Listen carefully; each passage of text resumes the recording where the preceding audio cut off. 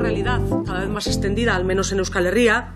Desde la ciudadanía hasta más de 200 juristas han pedido recientemente la política penitenciaria se cambie, porque la política de dispersión es contraria a la ley.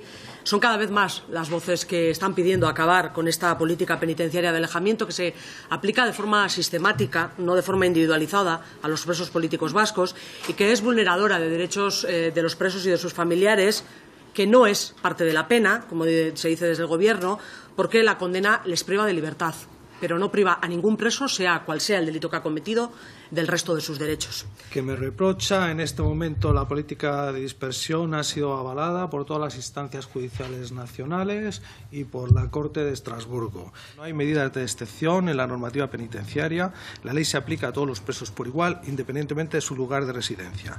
Hay una política específica, por mucho que usted lo niegue, destinada a los presos vascos, por los que se les aleja sistemáticamente a más de 1000 kilómetros de sus familias, no por su lugar de origen, no se decide por ello, sino por otras cuestiones. Recientemente se ha aprobado incluso en el Parlamento Europeo el informe Bergeron, que pide que se acabe con el alejamiento por considerar que vulnera el artículo 8 del Convenio Europeo de los Derechos Humanos, a la par que se exige una mayor protección del derecho a la salud. Que no parece razonable prescindir de una medida como la dispersión de reclusos terroristas, especialmente la banda terrorista ETA, que precisamente ha acreditado su eficacia en la lucha contra el terrorismo y, por lo tanto, no parece lógico prescindir de aquellas medidas, insisto, que han contrastado su eficacia. Si van a seguir actuando en contra de la ley, al contrario de lo que usted dice es vulneradora de la ley, o van a esperar, como en otras ocasiones, a que Europa les diga que lo tienen que hacer, o si antes de ello van a cambiar de actitud y actuar con responsabilidad, como lo ha empezado a hacer ya Francia, abriendo un espacio de diálogo para abordar la problemática de los presos vascos, o retirando el estatus de vigilancia especial a 7 de ellos, adecuando su política, lo han dicho así literalmente, a los tiempos que vivimos. El tema de la desaparición, de que ETA no mate, ETA en este momento intenta controlar a sus presos con la misma intensidad que lo hacía hace años.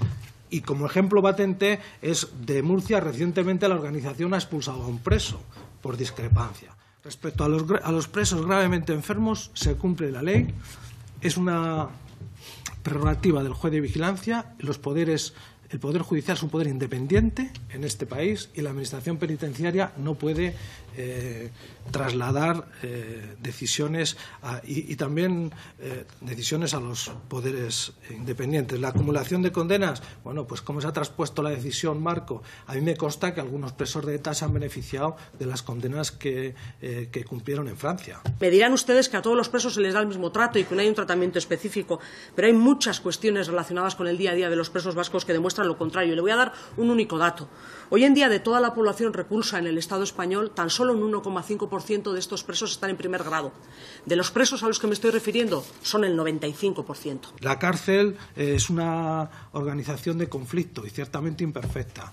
Y las cárceles españolas son tan imperfectas como las mejores de Europa. Yo entiendo que las cárceles, en términos globales, como están concedidas hoy en día, y la gestión que se está haciendo hoy en día, están lejos de ser ese paraíso de funcionamiento ideal que intentan ustedes transmitir, que están lejos de ser lo que deberían, lejos de parecerse a un régimen que facilite la resocialización y la reinserción que dicen perseguir. España está entre los países europeos con una mayor tasa de población reclusa, mientras que es el tercer Estado europeo con la tasa de criminalidad más baja.